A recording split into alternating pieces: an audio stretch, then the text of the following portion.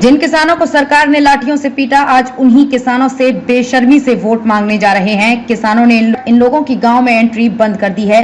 सुशील गुप्ता।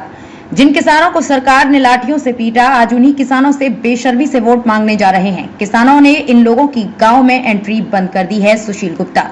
कुरुक्षेत्र लोकसभा साजिश इंडिया गठबंधन के प्रत्याशी सुशील गुप्ता ने दी पैलेस में प्रेस वार्ता और किसानों के मुद्दों को लेकर पत्रकारों से कहा, हर रोज हजारों की तादाद में किसान भाई मुझसे आकर मिल रहे हैं। किसान बहुत गुस्से में हैं। किसानों के खिलाफ इस सरकार ने अघोषित जंग छेड़ रखी है।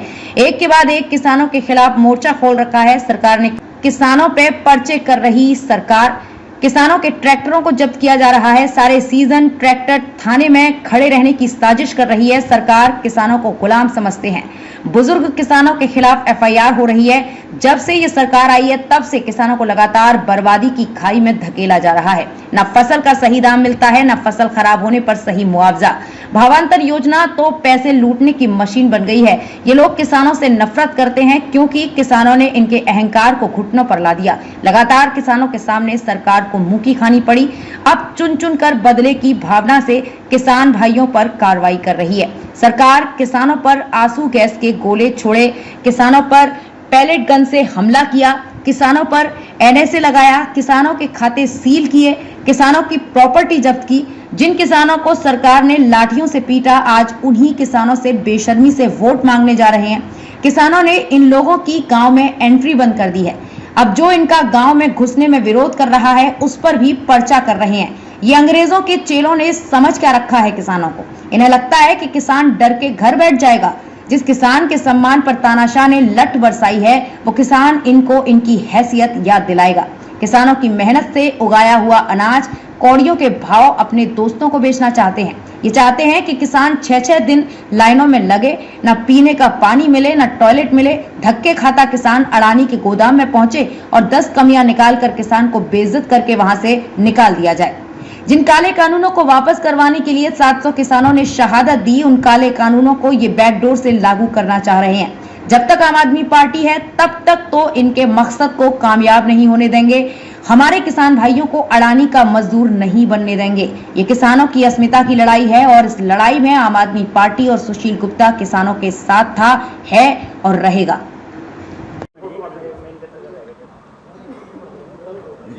रोक रहे भाई, रुक जा। 27 फरवरी से लगातार मैं गांव-गांव घूम रहा हूँ। आज मैं पुंडरी हल्के के अंदर आया हूँ। सुबह टीक गांव में गया, भरूट में गया। इसके बाद मैं बदराना में जाऊँगा, रसूलपुर में, खेड़ी रायवाली में, सोलू माजरा में, चूड़ माजरा में, मटरवा में, डुलियानी में, टोठा में, संगरूली में और दुसैन में। जिन जिन गाँव के अंदर मैं जा रहा हूँ, वहाँ पे जो किसान मुझे मिल रहे हैं वो बहुत परेशान हैं। किसान कहते हैं कि उनके ऊपर गन पैलेट से हमला किया गया, किसानों के ऊपर राष्ट्रीय सुरक्षा कानून लगाया गया, किसानों के बैंक खाते सील किए गए, किसानों की प्रॉपर्टी जब्त करने के नोटिस दिए गए। जिन जिन किसानों को पीटा है, आज बेशर्मी से भारतीय जनता पार्टी उनसे वोट मांगने के लिए जा रही है। किसानों ने भी इनके लिए इनसे पूछा कि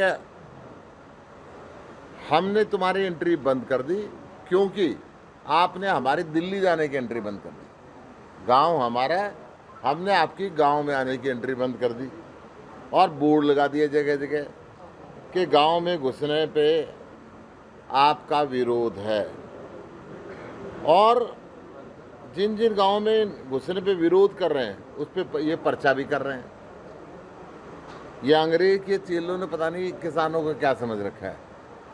जब आप नेशनल हाईवे पे चलते हुए इनको रोक सकते हो, क्या ये अपने घर में आने से नहीं रोक सकते? ये तो हाईवे सबके लिए है। आज इनको लगता कि किसान इन पर्चों से डर के घर बैठ जाएगा। हिंदुस्तान का किसान, हरियाणा का किसान जब नहीं डरा जब आपने लठ बरसाए, तानाशाह ने लठ बरसाए।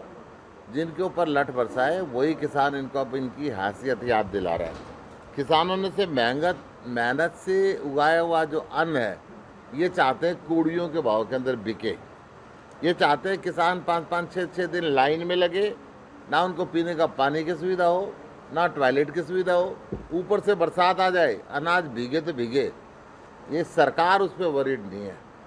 धक्के खाता किसान ये चाहता है कि अडानी के गोदाम में पहुंचे और अडानी के गोदाम में 10 कमियां निकाल के उसकी फसल को बेइज्जत करके औने पौने भाव के अंदर खरीदे। इस प्रदेश का किसान, इस देश का किसान इस बात को समझ चुका है और यही कारण है कि जिस काले कानून को वापस करने के लिए 700 से ज़्यादा किसानों ने शहादत दी थी, आज हरियाणा के अंदर उसी काले कानून को बैकडोर से भारतीय जनता पार्टी लागू करना चाहती है। जब तक आम आदमी पार्टी है, ये इसके मकसदों को पूरा नहीं होने देगी। भारतीय जनता पार्टी का ये मकसद कि अडानी के सामने मजबूर हों, मजबूर नहीं होने देगी। ये किसानों की अस्मिता की लड़ाई है। सुशील गुप्ता और आम आदमी पार्टी और इंडिया गठबंधन और कांग्रेस पार्टी आज किसानों के साथ खड़ी है। किसान बहुत गुस्से में है, बहुत गुस्से के अंदर है। किसानों को जो बर्बाद करने की फैसला भारतीय जनता पार्टी ने कर रखा है, किसानों के खिलाफ जो अघोषित जंग भारतीय जनता पार्टी ने छेड़ रखी है, एक के एक बाद एक जो मोर्चा, कभी सरसों में नबी के नाम पे, कभी गेहूं के नाम पे, कहीं पोर्टल के नाम पे, किसानों के खिलाफ जो खोल रखा है, किसानों के खिलाफ जो पर्चे दर्ज हो रहे हैं, किसानों के जो ट्रैक्टर उन्होंने जब्त किए, सारे सीजन ट्रैक्टर को थानों के अंदर खड़ा करके रखा। किसानों को अपना गुलाम समझना बंद कर दें। मैं भारतीय जनता पार्टी के लोगों को आगाह करना चाहता हूं कि आप बुजुर्ग किसानों के खिलाफ भी आपने एफआईआर दर्ज करी, जवान बच्चों के खिलाफ आपने एफआईआर दर्ज करी, और ये जब से सरकार आई है किसानों को लगातार बर्बादी के खाए में धकेला जाते हैं। इन्होंने ये कहा था कि 2022 तक हम किसान की आय डबल कर देंगे। किसान की आय तो डबल नहीं करी, किसान का कर्जा डबल कर दिया। और कृषि मंत्री के जिले के अंदर ये कर्जा 3 गुना हो गया। भिवानी के अंदर, भिवानी दाम देना चाहते हैं, फसल खराब हो जाती है उसका मुआवजा नहीं देना चाहते, बाढ़ आई थी उसका आज तक नहीं मिला, और भावांतर के नाम पे खुली लूट इस सरकार ने मचा रखी है। भारतीय जनता पार्टी किसान से नफरत करती है, क्योंकि किसानों ने इनके अहंकार को लगातार 1.25 साल आंधी बरसात तूफान में बैठ के इनके अहंकार को घुटनों के बल ला दिया था। प्रधानमंत्री को माफ़ी मांगनी पड़ी थी, माफ़ी मांग के तीनों काले कानून वापस लेने पड़े थे। तब से ये चुन चुन के बदले की कार्रवाई भारतीय जनता पार्टी के किसानों के ऊपर कर रही है। ये समझ रही है कि भरपूर कोशिश भारतीय जनता पार्टी ने करी, परंतु इनका जो शांतिपूर्ण गांधीवादी आंदोलन था, एक चिड़िया के बच्चे को भी पत्थर नहीं मारा, सारी दुनिया ने और देश ने देखा। परंतु भारतीय जनता पार्टी की भाषा कभी इनको आतंकवादी कहती रही, कभी इनको खालिस्तानी कहती रही, अभी इनको उपद्रवी कहते हैं, कभी इनको शरारती तत्व कहते हैं, कभी इनको आंदोलनजीवी कहते हैं। इन सारी बातों का गिन गिन के बदला इस वोट की चोट से आज इस प्रदेश का किसान भारतीय जनता पार्टी से ले रहा है।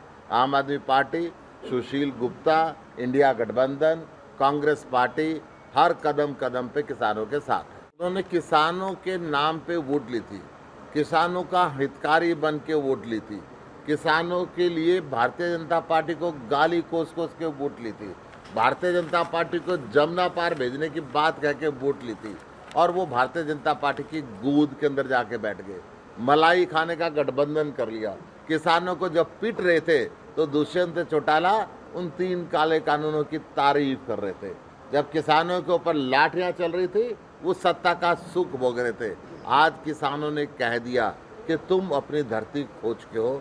चौटाला परिवार, चाहे वो जेजेपी हो चाहे वो इनलो, धरातल पे अपनी जमीन को खो चुका है। आज दुष्यंत चौटाला कह रहे हैं कि वर्तमान मुख्यमंत्री ने सरसों की खरीद के लिए हैफेड के माध्यम से अपने एजेंट बिठा दिए और आड़तियों के जेब पे ताला लगाने का काम किया। आज उनको ये बात दिखने लगी, ये बात किसान पिछले 10 साल से कह रहा है, 5 साल से आप गठबंधन के अंदर बैठे, जब नहीं दिख रही थी।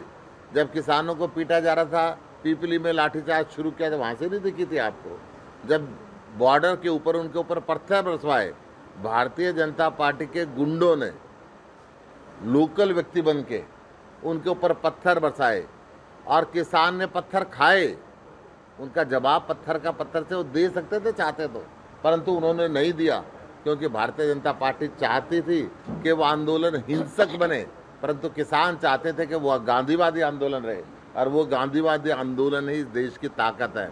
आज गांधीवादी आंदोलन के रास्ते पे इस देश का किसान चल रहा है, और भारतीय जनता पार्टी को जैसे गांधी जी ने अलविदा अंग्रेजों को कराया था, इस बीजेपी को अलविदा करने का काम देश का किसान करेगा।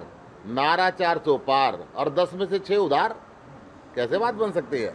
अगर इनके पास कैंडिडेट ही नहीं है, अगर कुरुक्षेत्र के अंदर एक कोयला चोर को लेके आते हैं, जिसको खुद इस देश का प्रधानमंत्री 1,86,000 करोड़ रुपए का आरोप कोयला चोरी के लगा के गया, मैं नवीन जिंदल जी से पूछना चाहता हूं, मैं नरेंद्र मोदी जी से आपके चैनल के माध्यम से पूछना चाहता हूं, इस कोयला चोर की जनसभा करने के लिए आप आएंगे यहाँ पे?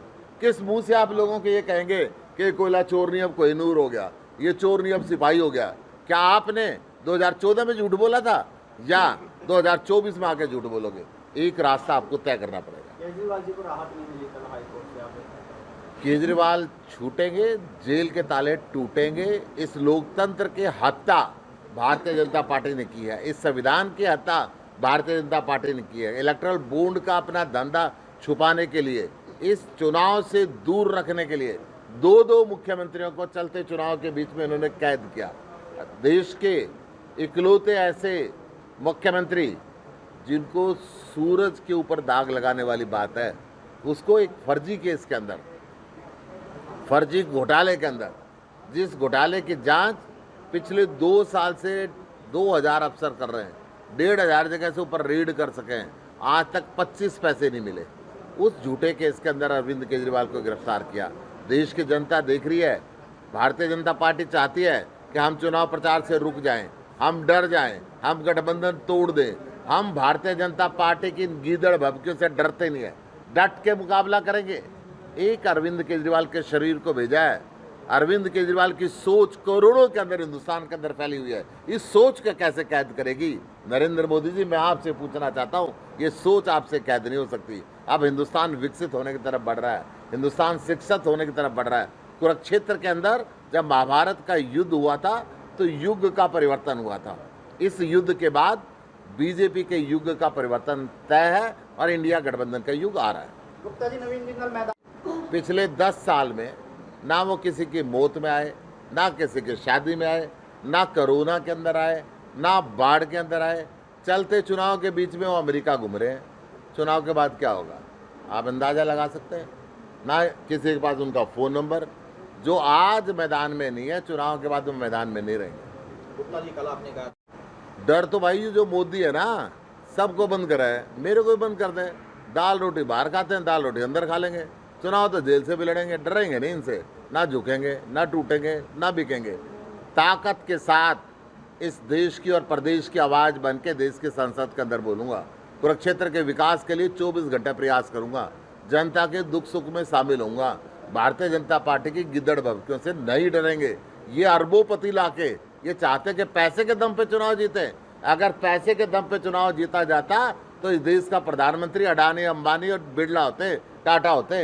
ये देश के अंदर बाबा साहब ने जो संविधान दिया था, हर सिर के बराबर वोट है, हर व्यक्ति की, चाहे वो कंगाल हो और चाहे वो राजा हो, चाहे वो गरीब से गरीब हो, अमीर से अमीर हो, कमज़ोर से कमज़ोर हो, कोई धर्म हो, कोई जाति हो, इस संविधान ने, बाबा साहब के संविधान ने सबको बराबरी का हक दिया है और उस हक का इस्तेमाल करना हमें आता है। उसका सारा का सारा वापस गया है। नायब सैनिक की आप बात कर रहे हो, MP लड़ वापस गया, अपनी धर्मपत्नी की जमानत जब्त कराई, जिला पार्षद का चुनाव लड़ा नहीं पाया, 10 सांसद की जिम्मेदारी उसको दे दी। वो कुरुक्षेत्र की तो बात दूर है, करनाल से बाहर नहीं निकल पाएगा। करनाल में नायब सैनिक की विधायक में जमानत जब्त होगी, ये चुनाव तक का मुख्यमंत्री है, उसके बाद इसके जाना निश्चित। सर, आपने MP लड़ के बारे में बताया था 5 करोड़ रुपए साल का मिलता है, 5 साल में 25 करोड़ रुपए लगे, 25 करोड़ रुपए में से आधे से ज़्यादा इसका लैप्स होकर चला। गुप्ता जी, देखिए, बात डिप्टी कमिश्नर की या SDM की नहीं है, ये हमें गालियां देते हैं, ये हमें परमिशन डिनाई करते हैं। मैं ये पूछना चाहता हूं कि भाजपा के कौन से ऐसा वरिष्ठ नेता का दबाव इलेक्शन कमीशन पे पड़ गया कि वो गाली दे दे के हमारी परमिशन रिजेक्ट करता है। सर्च वो होनी चाहिए, ये छोटी छोटी मछलियों में नहीं, जो मगरमच्छ है, जो इस देश के इलेक्टोरल सिस्टम को हड़पना चाहते हैं, जो वोटिंग मशीन में हेराफेरी कराना चाहते हैं, जो इलेक्शन कमीशन को पंगु बनाते हैं, वो किसका दबाव है, ये तय करें। अनुराग राणा ने कल कहा है कि डिप्टी कमिश्नर जी भी आएंगे, संजय सिंह जी भी आएंगे, सुनीता केजरीवाल जी से भी मैं निवेदन करूंगा, आम आदमी पार्टी के सारे वरिष्ठ नेता आएंगे, कांग्रेस के भी सारे वरिष्ठ नेता आएंगे और सब मिलकर इस चुनाव के अंदर धुआंधार प्रचार करेंगे और भारतीय जनता पार्टी की जमानत जब्त करेंगे। गुप्ता जी, कल पार्टी को दूर करने को लेकर पार्टी ने प्रेस कॉन्फ्रेंस किया है कि मेडिकल के डिप्टी कमिश्नर को भी सस्पेंड किया जाएगा। देखो, मैं ये कह रहा हूँ, जो बड़े बड़े मगरमच्छ है ना, जो इलेक्शन कमीशन को पंगु बनाना चाहते हैं, भारतीय जनता पार्टी का वो कौन सा नेता है, कौन सा मंत्री है, कौन सा केंद्रीय मंत्री है जो इलेक्शन कमीशन के ऊपर इतना दबाव डालता है कि वो गालियां दे, परमिशन रिजेक्ट करे, उसको गिरफ्तार करना चाहिए। ये जो 5 कर्मचारी गिरफ्तार कर दिए, एसडीएम सस्पेंड कर दिया या डीसी को सस्पेंड कर दिया, ये मकसद नहीं है। मकसद ये है कि इलेक्शन कमीशन के ऊपर से दबाव हटना चाहिए। भारतीय जनता पार्टी जो दबाव की राजनीति करा रही है वो खत्म होनी चाहिए और इसका फेर जांच होनी चाहिए। नारा 400 पार, डबल इंजन की सरकार, नारा 400 पार और 10 में से 6 उधार, कैसे बात बनेगी? इनकी जमानत जब्त हो गई। तो ये कह रहा हूँ जी, वहाँ तक की भी बात नहीं है। हम तो ये चाहते हैं कि कौन से भाजपा के सीनियर नेता का दबाव था उसको पकड़ा जाए, जो इलेक्शन कमीशन को पंगु बनाना चाहता है उसके ऊपर जांच जानी चाहिए। 120 में बी में तो कोई पर्चा दर्ज ही नहीं है। ये इलेक्शन कमीशन का काम है। देश की जनता इस बात को देख रही है, अन्यथा